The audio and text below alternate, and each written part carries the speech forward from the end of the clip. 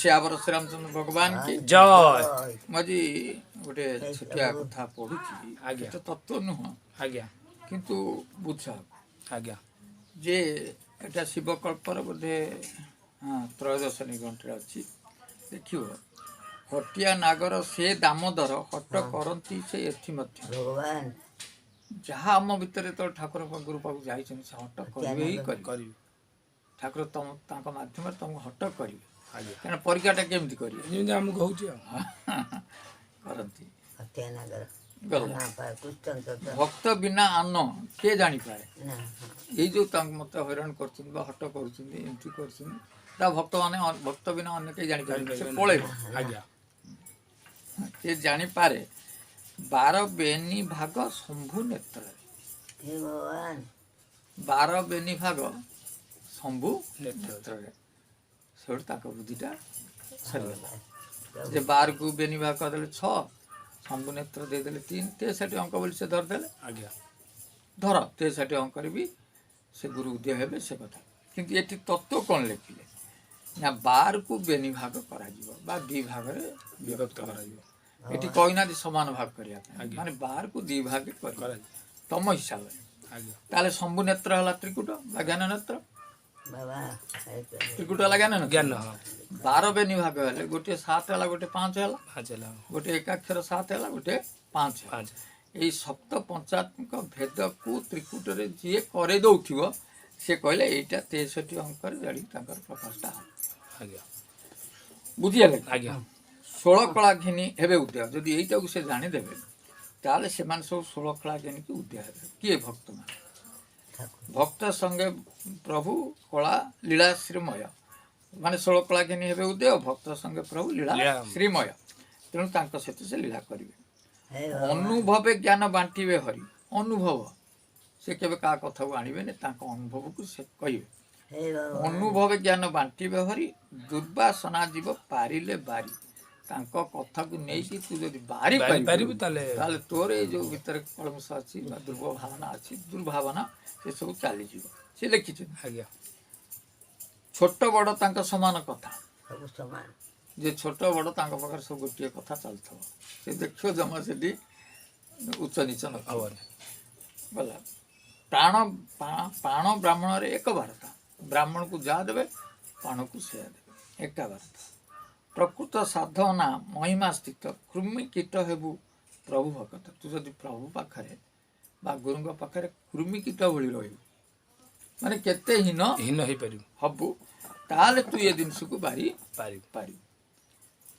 बुझले आज्ञा तप जो मते भजु तपी जो मते भजु अछंती निष्कामना भक्ति सीना लेखुची तेणु बड़ हेले गादी पाइले संसार जन को मूढ़ कहले जो माने ये तप करके बड़ गादी पाई संसार जन को मूढ़ कहते जे मूढ़ मान कौन जानिच से कहना श्री विरोधा पादे सर्वसमर्प सुधाकर सुधा नाम को जप हस्ते लेखि हरि गुण गुण किरती मुख्य रटुथु दिवस राति दिन राति की बारिकी गुरु जो गुड़ा कहते ताले तुम पाइपर से अमृत धारा को सुधाकर सुधा से जो अमृत रस तुम पान कर ताले एठी आमे गोटे बही द्वारा आमे कौन जानिले ना निजको हीन बहुत हीन करिया पड़ियो मु आज से विषय रे कहूची रामायण कथा जे रामायण प्रथम जो लिखाई जदि रीना कि जो मान प्रवचन कर सुन जे आगे राम कथा है आज शिव ठाकुर कथाटा आलोचना को आसी जे शिव ठाकुर आ सती माँ से पार्वती कथा उठी सती ये प्रथम सी रोते कैलाश पर्वत पर्वत पर्वत हूँ अहंकार तेणु शिव ठाकुर को अहंकार रु बा कैलाश पर्वत रु ओह्लैवा पड़ा कौटी ओह्लैले धरती की माने माटी की तांको सहित किए आसिले सती भी आसिले ताले उभय पाद देले कौटी धरती मान माटी माटी तेरे माटी रे पाद देले से जो पाद माटी दबा अर्थ भक्ति भक्ति सीता माँ होचंती सीता माँ का माँ होचंती किए भक्ति माटी माँ तेणु सीता हेले भक्तिर प्रतीक तांका माँ भक्तिर माँ होचंती किए सीता माँ ना ना वसुधा वसुधा माटी ताल जो भक्ति रे पाद देले ବା ଭକ୍ତି ହେଉଛି ପ୍ରେମ ଭକ୍ତି କି ସେ ପ୍ରାପ୍ତ ହେଲେ ବୁଝିବାକୁ ଆଜ୍ଞା ଆଜ୍ଞା ସେ ଦେଖିଲେ ଆମେ ମର୍ତ୍ତ୍ୟପୁରରେ କାହାଠାରୁ ରାମାୟଣ ଶୁଣିବା ଶୁଣିବା ତେଣୁ ରାମାୟଣ ହିଁ ଗୋଟେ ଭକ୍ତିର ପୁସ୍ତକ ପୁସ୍ତକ ପ୍ରେମ ଭକ୍ତିର କ'ଣ ମାନେ ପୁସ୍ତକ। ପୁସ୍ତକ ବହିଟା ଯେ କି ସେଇଭଳିଆ ଚରିତ୍ର କରାହେଇଛି ଭରତ କତୁରୁ ଆରମ୍ଭ କରି ଆଉ ଚରିତ୍ର ଦେଖିବୁ ସବୁ ପ୍ରେମର ପ୍ରତୀକ ମୁଁ ତ ଜ୍ଞାନକୁ ନେଉଛି ପୁଣି ପ୍ରେମକୁ ବୁଝୁଛି ହଁ। ଅର୍ଥାତ୍ ମୁଁ ଯେତେବେଳେ ସତ୍ସଙ୍ଗ କରୁଛି କାନ୍ଦୁଛି ଏପଟରେ ଜ୍ଞାନଟା କରୁଛି ହେ ପ୍ରଭୁ ସେତେବେଳେ ଦେଖିଲେ ମର୍ତ୍ତ୍ୟମଣ୍ଡଳରେ ବା ପୃଥିବୀବକ୍ଷରେ କୁମ୍ଭଜ ଋଷି ଥିଲେ କୁମ୍ଭଜ ଋଷି କୁମ୍ଭଜ ବୋଇଲେ ମାଠିଆ କୁମ୍ଭଜ ଋଷିଙ୍କର ଅନ୍ୟ ନାମ ହେଉଛି ଅଗସ୍ତ୍ୟ ଋଷି ଅନ୍ୟ ନାମ ହେଉଛି ଅଗସ୍ତ୍ୟ ଅଗସ୍ତ୍ୟ ଏତିକିରୁ ବୁଝ ଯେ ଅଗସ୍ତ୍ୟ ସାତ ସମୁଦ୍ରକୁ ପିଇଥିବା ଲୋକ ଆ ସେ ତ ନିଜକୁ ସାଗର କହିଥାନ୍ତେ କିନ୍ତୁ ସେ ନିଜକୁ ସମୁଦ୍ର କୁମ୍ଭଜ ପିଇ କହିଥିଲେ ଦେଲେ ଲୋକ। ଅର୍ଥାତ୍ ମୁଁ ମାଠିଆ ଭଳି ଛୋଟିଆଟିଏ କିନ୍ତୁ ପିଇଛନ୍ତି ସାତ ସମୁଦ୍ରକୁ ଆଜ୍ଞା ଅର୍ଥାତ୍ ମହାଜ୍ଞାନର ଅଧିକାରୀ ହେଇଥିବା ଲୋକ ସେ ନିଜକୁ କୁର୍ମ କୀଟ ଭଳି କେତେ କୀଟ ଭାବୁଛି। ଭଳି ଭାବୁଛି ଆଜ୍ଞା ହେଇ ଅଛି। ତେଣୁ ସେ କହିଲେ ଏଇ ଯୋଉ ସରଳତା ଯାହା ପାଖରେ ଅଛି ଯାହା ପାଖରେ ଅହଙ୍କାର ନାହିଁ। ନାହିଁ ଏତେ ନିମ୍ନପଣ ଅଛି ଏତେ ସାଧୁପଣ ଅଛି ଆମେ ତାଙ୍କରି ପାଖରୁ ରାମାୟଣ ଶୁଣିବା ଶୁଣିବା ଆଜ୍ଞା ଆଉ ଭକ୍ତି ଭାବକୁ ଲାଭ କରିବା ବା ପ୍ରେମ ଭକ୍ତିକି ଲାଭ କରିବା ତେଣୁ ଏମାନେ କ'ଣ କଲେ ଆକାଶ ମାର୍ଗରେ ଆସିଲେ କୋଉଠି କୁମ୍ଭଜ ଋଷିଙ୍କ ଆଶ୍ରମ ଆଜ୍ଞା ସେଠି ରାମାୟଣର ବ୍ୟବସ୍ଥା ହେଲା ଯେ ଆପଣ ରାମାୟଣ କହିବେ ଆମେ ଶୁଣିବୁ କିନ୍ତୁ ରାମାୟଣ ପ୍ରଥମ ରଚୟିତା ନିଜେ ଶିବ ଠାକୁର ଈଶ୍ୱର କୋଟି ବ୍ରହ୍ମାଣ୍ଡର କର୍ତ୍ତା ଜୟ ଶ୍ରୀରାମ ଆଦିମାତା ବି ରହିଛନ୍ତି କିଏ ଏ ଯୋଉ ଆମର ସୀତାମାଠ ଜଗତ ମାତା ଜଗତ ନା ମାତା। ନା ସତୀମା ସତୀମା ରହିଲେ ରହିଲେ। ଆଦିମାତା ଜଗତ ମାତା ଜଗଦମ୍ବା ବୁଝିହେଉଛି ଆଜ୍ଞା। ଯୋଉ ଆକୁ ଧରିବ ସେ ହେଉଛି ବିରାଟ ଶକ୍ତିର ଆଧାର ଶମ୍ଭୁ ହେଲେ ବା ଶିବ ଠାକୁର ହେଲେ ବିରାଟ ଶକ୍ତିର ଈଶ୍ୱର ଈଶ୍ୱରୀ ବା ଯାହାଦ୍ୱାରା ଏ ସୃଷ୍ଟି ତିଆରି ହେଇଛି ତେଣୁ ତାଙ୍କୁ ସମ୍ବୋଧନ କରିଛନ୍ତି ଯେ ଜଗତ ମାତା ଜଗଦମ୍ବା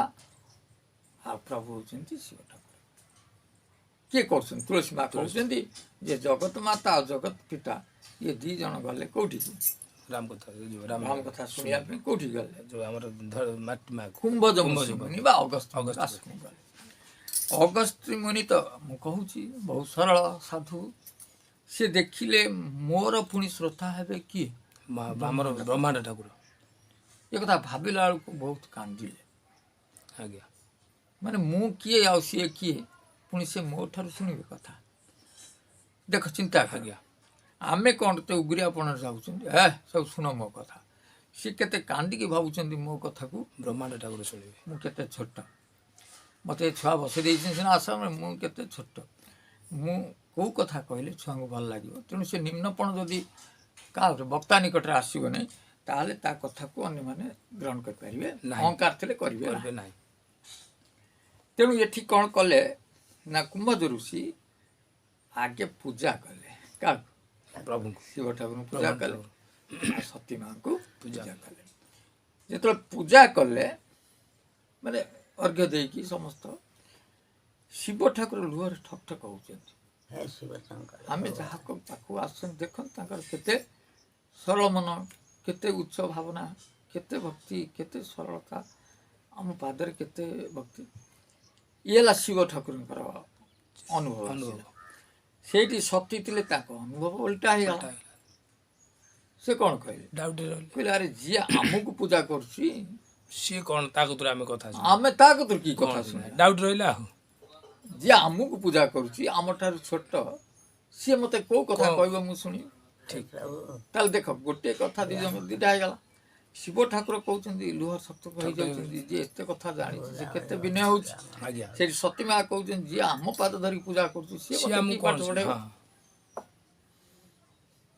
ଡାଉଟ୍ ରହିଲା ଆଉ ଡାଉଟ୍ କ'ଣ ଏ ତ ଭାବିଲା ଭାବିଲା ମାନେ ସେଇଟା ତା ରହିଲା ଭିତରେ ଅହଙ୍କାର ଆସିଲା ଅହଙ୍କାର ଆସିଗଲା ଇଏ ମୋତେ କ'ଣ ଅର୍ଥାତ୍ ମୁଁ ଯାହାକୁ ଏଠି ବସେଇ ଦେଇକି ଆନନ୍ଦରେ ତୁମକୁ ନିଜର କରୁଛି ତାର ଅର୍ଥ ନୁହଁ ଯେ ତମେ ମୋତେ ଅବଜ୍ଞା କରି ପକେଇବ କ'ଣ ତାଙ୍କ ପାଖରେ ତ ସେମିତି କିଛି ନାହିଁ ସେ ତ ମୋ ସାଙ୍ଗରେ କାନ୍ଧରେ ହାତ ପକେଇ ଦେଉଛନ୍ତି ଇଏ କରୁଛନ୍ତି କସକୁସି ହେଇଯାଉଛନ୍ତି ତାହେଲେ ତାଙ୍କ ପାଖରେ କିଛି ନାହିଁ ତାହେଲେ ତମ ଭିତରେ ଅହଙ୍କାର ହେଇ ତମକୁ କରଉଛି ଅହଙ୍କାର ଯଦି ମୁଁ ଗୋଟେ ସିଂହାସନରେ ବସିଥାନ୍ତି ତମକୁ 10 ହାତ ତଳେ ସେଠି ଛିଡ଼ା କରିଥାନ୍ତି ତାହେଲେ ବୁଝିଥାନ୍ତ ଇଏ ଠିକ୍ ହଁ ଏଇ ଯୁଗ ସେଇଆ ଯୁଗ ଇଏ ନେଇକି ତମକୁ ଡାକିକି ଖୋଇ ପିଇକି ମୁଣ୍ଡରେ ହାତ ଜବରଦସ୍ତ ପଡ଼ି ଯାଉଥିଲି ଡାକୁଛି ହାତ ମାର ତାମାନେ ଆମ ଭିତରେ କ'ଣ ରହୁଛି ସେମାନଙ୍କ ଭିତରେ ଯାହାର ଅହଙ୍କାର ଆସିଲା ସେ ତାମାନେ ଗୋଟେ ସତୀ ଡାକିକି- ମା ହେଇଗଲେ ଆଉ କ'ଣ ଏଠି ଏଇଟା କଥା ଦେଖ ଏଇଠି ଦିଟା ଚରିତ୍ର ଚାଲୁଛି ନା ନା ଆଜ୍ଞା ଏତେ ମଜା ଥଟ୍ଟାରେ ବି ଯିଏ ଠାକୁର ଭାବୁଥିବ ଜ୍ଞାନୀ ଭାବୁଥିବ ଆଉ ଯିଏ ଅଜ୍ଞାନୀ ଭାବୁଥିବ ଭାବୁଥିବ। ତାର ପଳେଇଯିବ ଆଉ କ'ଣ। ତେଣୁ ଇଏ ଯେତେବେଳେ ଉଭୟ ଶୁଣିଲେ ରାମାୟଣ ତ ଶୁଣିଲେ ଶୁଣିଲେ, ସିଏ ବି ଶୁଣିଲେ ଇଏ ଶୁଣିଲେ, କିନ୍ତୁ ବିଚାରଧାରା କ'ଣ ଥିଲା ନା ସିଏ ମୋତେ କ'ଣ କହିବ ମୁଁ ଶୁଣିବି, ଆଉ ଜଣଙ୍କର କଥା ଥିଲା ଯେ ଠାକୁର ସବୁ ତାଙ୍କର କଥାଗୁଡ଼ା ପୁରା ଶୁଣୁଥିଲେ ମନ ଦେଇକିନି, ଆଉ ମା ତାଙ୍କର ଡିଷ୍ଟର୍ବ ରହିଲେ। ନିଶ୍ଚୟ ରହିଲେ। ତେଣୁ ଯେତେବେଳେ ଉଭୟ ଫେରିଲେ ରାମାୟଣ ତ ଉଭୟ ଶୁଣିଥିଲେ ନା ନାହିଁ, ହଁ କିନ୍ତୁ ଯେତେବେଳେ ଫେରିଲେ ତୁଳସୀଦାସ କହିଲେ, ତୁଳସୀଦାସ ତ ଭାରି ଚାଲାକ ନା, ହଁ ସେ କହିଲେ ଇଏ ତ ପ୍ରଥମରୁ ଆସିଲେ ମୁଁ ତ ଜଗତ ମାତା କହିଥିଲି, ଆଜ୍ଞା କିନ୍ତୁ ୟାଙ୍କର ଯୋଉ ଗୁଣ ଏଠି ଦେଖିଲି ଅନୁଭବ କଲି ଆଉ ଜଗତ ମାତା କହିବା ଦରକାର ନାହିଁ। ହଁ କହିଲେ ଫେରିଲା ବେଳେ ତାଙ୍କ ଶବ୍ଦରେ ସେ ଲେଖିଛନ୍ତି ଦକ୍ଷ କୁମାରୀ ଫେରିଲା, କିନ୍ତୁ ଆଉ ଜଗତ ମାତା କହିଲେ କହିଲେ ନାହିଁ ନାହିଁ, କାହିଁକିନା ଜଗତ ମାତାର ଗୁଣ ଦେଖିଲେ ନାହିଁ ନାହିଁ। ଦକ୍ଷ କୁମାରୀ କହିଦେଲେ। ଦକ୍ଷ କହିଲେ ଅହଙ୍କାରର ପ୍ରତୀକ, ପ୍ରତୀକ। ଯାହା ମୁଣ୍ଡକୁ ଛିଣ୍ଡେଇକି ଛେଳି ମୁଣ୍ଡ ଲଗେଇଲେ, ଛେଳି କହୁନି ମୁଁ ଅହଙ୍କାରୀ, ଦକ୍ଷ ଥିଲା ଅହଙ୍କାରୀ, କହିଲେ ଅହଙ୍କାରର ଝିଅ ଯାଉଛି ଆଉ ମୋ ଜଗତ ମାତା କହିଲେ ନାହିଁ ନାହିଁ। ଜଣଙ୍କର ଗୁଣ ନାହିଁ ତା କାହିଁ ଜଗତ ମାତା କାହିଁକି? କହିଲେ? ଆସିଲା ବେଳେ କହିଲେ ଜଗତ ମାତା, ଫେରିଲା ବେଳେ କହିଲେ ଦକ୍ଷ ଦକ୍ଷ। ଦେଖେ ତ ନଲେଜ। ତାମାନେ ଯୋଉ ତାଙ୍କ ଭିତରେ ଯୋଉ ଅବିଶ୍ୱାସଟା ରହିଗଲା ଯେ ମୋ ସ୍ୱାମୀ ହେଲେ ବ୍ରହ୍ମାଣ୍ଡ କର୍ତ୍ତା, ତାଙ୍କୁ ଯେତେବେଳେ ଇଏ ପୂଜା କରୁଛି ତା କତରୁ ଆମେ କ'ଣ ଶୁଣିବା? ଡାଉଟଟା ସିଏ ବି ମତେ ପୂଜା କରୁଛି ନା, ସିଏ କହୁଛନ୍ତି ମତେ ହିଁ ପୂଜା କରୁଛି ନା, ହଁ। ତେଣୁ ମୋଠୁ ଛୋଟ ନା ଛୋଟ ନାହିଁ। ନା, କିନ୍ତୁ ଠାକୁରଙ୍କର କେତେ ଭାବ କି ଆଖି ତେଣୁ ମୁଁ ଯଦି ଗଦ କାହାକୁ ଗଦ। ସମ୍ମାନ ଦେଉଛି ବାବା ଏଠି ବସନ୍ତୁ ଇଏ କରନ୍ତୁ, ସେମାନେ ଭାବୁଛନ୍ତି ମତେ ଆମଠାରୁ ଏଠି ଛୋଟ,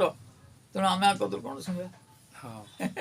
ନା ସିଏ ଭାବି ନଥିବେ। ନାଇଁ ନାଇଁ ବହୁତ ଲୋକଙ୍କର ଅଛି, ନାଇଁ ବହୁତ କମ୍ ନ ଲୋକ ହଉ ସେମିତି ଭାବନ୍ତି। ନ ହଉ କାହିଁକି ନା ଆମେ ଦେଖୁଛୁ ଗୁରୁଙ୍କ ଆମ ପାଖରେ ଆମକୁ ବି ଦୁନିଆ କଥା କହୁଛନ୍ତି କି ଖେଳୁଛନ୍ତି ବୁଲୁଛନ୍ତି ସବୁ, ସେ ତ ସିଷ୍ଟମ, ଏଇଟା ତ କରିବାକୁ ପଡ଼ିବ, ନହେଲେ ଖେଳା ଲୀଳା ନହେଲେ ଏଠି କେମିତି କ'ଣ ହବ? ପୁଣି ତ ଗୋଟେ ଆନନ୍ଦ ଦରକାର ନା, ହଁ, କଥା ସବୁବେଳେ ବୁଝିଗଲା। ଆନନ୍ଦ ଦରକାର। ଆଜ୍ଞା ତେଣୁ ଯେତେ ଉଭୟ ଗଲେ ଠାକୁର ସେଇ ସମୟରେ କ'ଣ ହେଇଛି ନା ସୀତାମା ଚୋରି ହେଇଛନ୍ତି, ଆସିଲ ସୀତାମା ଏ ଠାକୁର କାନ୍ଦୁଛନ୍ତି, ଲକ୍ଷ୍ମଣ କାନ୍ଦୁଛନ୍ତି, ଖୋଜାଖୋଜି ହେଉଛି, ଖଗ ଆଦି ପଚାରୁଛନ୍ତି ପାହାଡ଼ ପର୍ବତ କୋଉଠି ସୀତା ଅଛି କେମିତି ଅଛି କୁହ କାନ୍ଦିକି, ଯେ ଇଏ ଅବସ୍ଥାକୁ ଠାକୁର କହୁଛନ୍ତି ଯେ ଏଭଳିଆ ଅବସ୍ଥାରେ ମୋ ଠାକୁର ଟିକେ ଦେଖିକି ଯା, ମୋ ପେଟ ପୁରିଯିବ ତାଙ୍କ ଲୀଳା ଦେଖିଲେ। ବୁଝିଲେ କିଏ ଭାବୁଛନ୍ତି ଶିବ ଶିବଟା ଠାକୁର। ଯାହାଙ୍କ ଲୀଳା ଶୁଣିକି ଆସିଲେ। ଏଗୁଡ଼ା ଯଦି ଆଜି ଏଇ ପରିସ୍ଥିତିରେ ମୋ ଠାକୁର ପଡ଼ିଛି ମୁଁ ତ ସିଧା ଯାଇପାରିବି ନାହିଁ, ଆଜ୍ଞା କିଛି ହେଲେ ମୁଁ ତାଙ୍କୁ ଦେଖିକି ଟିକେ କାନ୍ଦି ପକେଇଲେ ମୁଣ୍ଡ ନୁଆଇ ଦେଲେ ତାଙ୍କ ଦୁଃଖ ତ ଲାଗବ। ଆଜ୍ଞା ବୁଝିଲେ ନା? ଆଜ୍ଞା। ସେଇ ଜାଗାରେ ସେଇ ଦୃଶ୍ୟ ଦେଖି ସତୀ କ'ଣ କହୁଛନ୍ତି, ଯିଏ ବୁଲୁଛନ୍ତି ବନଚାରୀ ସିଏ ଯିଏ ପୁଣି ସ୍ତ୍ରୀ କୋଉଠି ରହିଛି କାନ୍ଦି- ଜାଣିପାରୁନି, ହଁ। ଯିଏ ସ୍ତ୍ରୀ ପାଇଁ କାନ୍ଦୁଛି ଜାଣିପାରୁନି, ତାକୁ କେମିତି ମୁଁ ଗ୍ରହଣ କରିବି ଯେ ଇଏ ଠାକୁର? ହଁ ପୁଣି ବି ଅବିଶ୍ୱାସ ପଡ଼ିଲେ, ମାନେ ଏଠୁ ଆଗେ କ୍ରିଏଟ୍ ହେଇକି ଗଲା ପୁଣି ଅହଙ୍କାର। ସେଇଟା ଚାଲିଛି, ସେଠି ଯାଇକି ତାର ଫଳ ଦେଲା ନା ନାହିଁ? ପୁଣି ଚାଲିଛି ସେଇ ଜିନିଷଟା। ଆଚ୍ଛା ସେ ତ ଠାକୁର, ପୁଣି ଇଏ କଥା ଭିତରେ କାହିଁକି ଆସିଲା? ଇଏ କ'ଣ ମୁଁ ବି ବୁଝିପାରୁନି। ଯେତେବେଳେ ଜଗଦମ୍ବା ମା ମାନେ ସବୁ ପ୍ରଭୁଙ୍କ ସାଙ୍ଗରେ ଯାଇଛନ୍ତି, ତାଙ୍କର ପୁଣି ସେଠି କାହିଁ ଅବିଶ୍ୱାସ ରହିଲା? ସେ ତ ଠାକୁର ନିଜେ, ପୁଣି ଏ କଥା କେମିତି ରହିଲା? ଆପଣ ଦୁଇ ଜଣ କଥା କହିବେ। ଏଠି ଶିବ ଠାକୁରଙ୍କୁ କହୁଛନ୍ତି, ସିଏ ମାନେ ଭାବି ଦେଇଛନ୍ତି,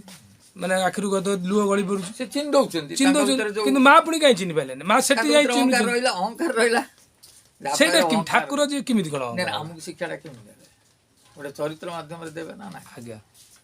ଏଇଟା ଯୋଉ ଚରିତ୍ର କରିଦଉଛି କୋଉ ସୀତା ସତୀ ମା ସେମିତି କଥା କି ନୁହଁ, ଆମକୁ ଶିଖିବା ପାଇଁ କାହାଣୀଟିଏ କରାହଉଛି। ସେଠି ଆଉ ରାମ ଗୋପାଳ ନ କରି ସେଠି ଏଇ ସ୍ତରରେ କରିକି ବିଚାରଟା ଦେଇଛନ୍ତି ଆଜ୍ଞା ଯେ ଯଦି ସତୀମା ଠିକ୍ ସେ ଭାବରେ ପ୍ରବଚକକୁ ବା ଶୁଣିଥାନ୍ତେ, ବକ୍ତାକୁ ଶୁଣିଥାନ୍ତେ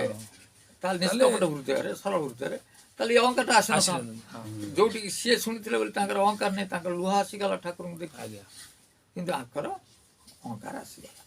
ଯେ ମୋ ସ୍ୱାମୀ ତ ଜଗତ ଈଶ୍ୱର, ଯେ କ'ଣ ନା ମୁନି ଋଷି ସବୁ ନାଓ ତ ଶିଷ୍ୟା ତିନ ନୃପସୁତ ଇ କିନ ପର ନାମା ଆଜ୍ଞା କହି ସଚିଦାନନ୍ଦ हे प्रभु ପରମାତ୍ମା କହିକି କାହିଁକି ଦଣ୍ଡ ଦେଲେ? ଏଇ ଯୋଉ ଅହଙ୍କାର ଆସିଲା, ମୋ ସ୍ୱାମୀ ତ ବଡ଼, ମୁଁ ବି ବଡ଼, ଯିଏ ଆମକୁ ପୂଜା କରୁଛନ୍ତି, ଫେରେ ସିଏ ଇଏ କ'ଣ ତାକୁ କ'ଣ ମୋ ସ୍ୱାମୀ କାହିଁକି ଏମିତି ପ୍ରଣାମ କଲେ ପଚାରୁଛନ୍ତି, କାହିଁକି ଆପଣ ଦଣ୍ଡ ହେଲେ କ'ଣ ଆପଣଙ୍କର ତାଙ୍କର ଗୁଣ ବଡ଼ ଅଛି? ଏଭଳିଆ ଧମକି ପ୍ରଶ୍ନ ହେଲା। ତାହେଲେ କାହିଁକି ହେଲା ନା ଅହଙ୍କାର। ତାହେଲେ ତମେ ସେଇ ଘରକୁ ଗଲେ ସେଠି ଯାଇ କ'ଣ ପାଉଛ, ହଁ ସେଠି 3 ଦିନ ରହି କ'ଣ କରି ଆଣିଲୁ, ମୋ ଘର କଣି ପୁରେଇ ଦେଲୁ, ମୋ ଛୁଆଙ୍କୁ ସବୁ ଦେଇଦେଲୁ, ଅହଙ୍କାର। ଆରେ ଇଏ କ'ଣ ପାଇଲା ସିଏ ଜାଣିଛି, ହଁ ଆଉ ସିଏ ଯାହା ଜାଣିଛି ତତେ କେମିତି କହିବ? କହିବ ଶିବ ଠାକୁର ଭିତରେ ଏ ଭାବ, ଏ ଜ୍ଞାନ, ଏ ଭକ୍ତି, ଏ ଯୋଉ ଅଶ୍ରୁ, ଏ ପ୍ରେମ ଅଶ୍ରୁ, ଆଉ ତାକୁ ସେମିତି କେମିତି ସ୍ତ୍ରୀ କତିରେ ଯାଇ ପ୍ରକଟ କରିବ? ଏଇଆ ପୁଣି ମାଡ଼ ଖାଇବୁ। ତମେ ଘରୁ ଗଲେ ସେଇ କଥା ହଉଛି ହଁ ଯେ ସେଠି କ'ଣ ପାଉଛି କଣ ପାଉଛି କ'ଣ ସେ ବଡ଼ କ'ଣ ସେ ଭାଣ୍ଡଟା କତି କାହିଁକି ଯାଉଛି ଯାଉଛି। ସେ ତତେ କ'ଣ ଦେଇଦେଲା ହଁ ନା ସେ ଠିକ୍। କ'ଣ ତତେ ପୋଷୁଛି ଆଚ୍ଛା ସୀତାମା ସେଠି ନା ଯୋଉ ଯେତେବେଳେ ସତୀ ଗଲେ ସେଠିକି ସୀତାମାଙ୍କୁ ଦେଖିଲେ ଠାକୁର କାନ୍ଦୁଛନ୍ତି ବୀରରେ ଇଏ ଅଛନ୍ତି ଆଉ ମୁଁ ଯାଇକି ଆଙ୍କ ଠାରୁ କ'ଣ ଶିଖିବି ମନା କରୁଛନ୍ତି ଠାକୁର ତୁ ଯା ନା ଏଇ କଥା ତ କହୁଥିଲେ ହଁ ସେଇଠୁ ତାପରେ କହିଲେ ମୁଁ ସେଇଠୁ ପରୀକ୍ଷା କୁହନ୍ତୁ ଯେ ତାପରେ କହିଲେ ମୁଁ ପରୀକ୍ଷା କରିବି ଆଜ୍ଞା ଶିବଠାରୁ ମନା କଲେ ମୋର ଏ କହୁନ ସଂଶୟ ନା ଯାଇ ବିଧି ବିପରୀତ ଭଲ ହିଁ ନାହିଁ ଯେତେବେଳେ ସ୍ୱାମୀ କଥାଟା ତମେ ମାନୁନ ଜଗତ ଈଶ୍ୱରଙ୍କ କଥାଟା ମାନୁନ ତାହେଲେ ତମର ବିଧି ବିପରୀତ ଅଛି ଆଜ୍ଞା ଭାଗ୍ୟ ଖରାପ ଅଛି ଖରାପ ଅଛି ନହେଲେ ମୋତେ ଏଭଳି ଭାଷା କାହିଁକି କହନ୍ତ ଆଜ୍ଞା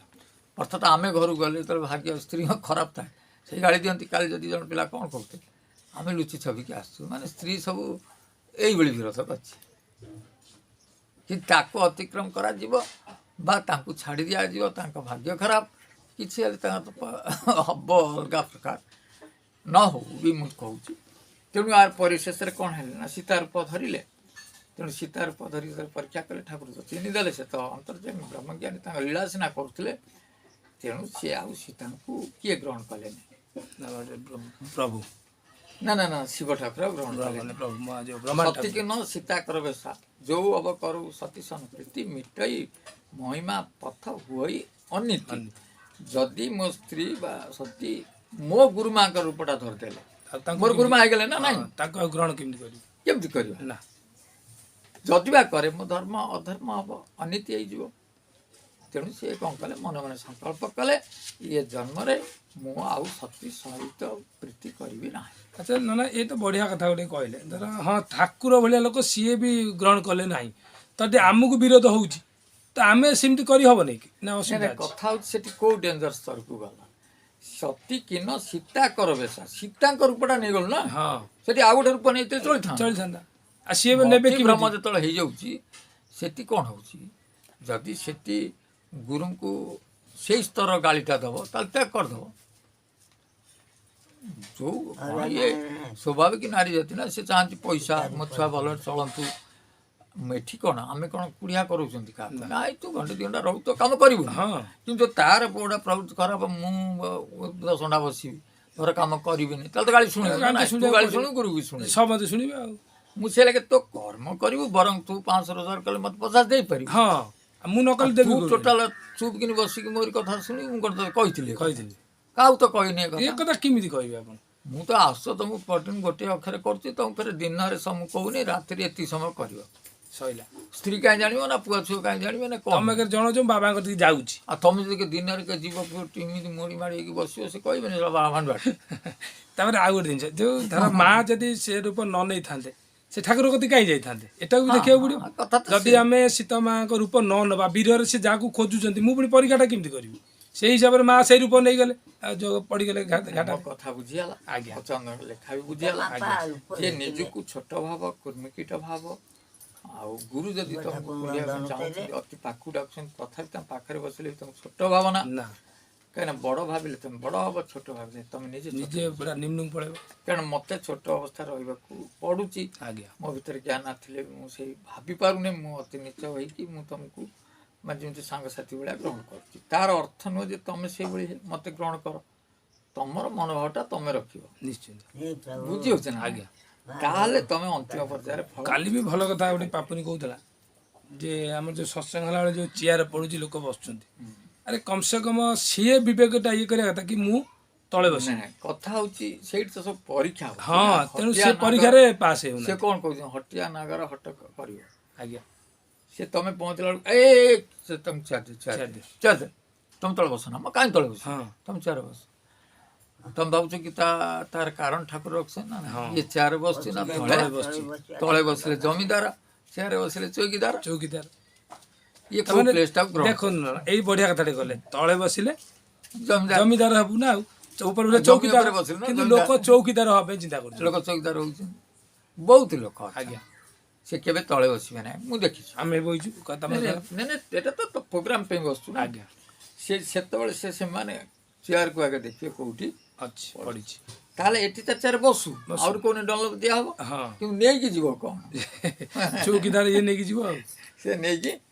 କ'ଣ ବାଜିବ ହେଲା ଆଜ୍ଞା ତେଣୁ ସେଇଠି ଥରେ ଗୋଟେ ବ୍ୟକ୍ତି ସେ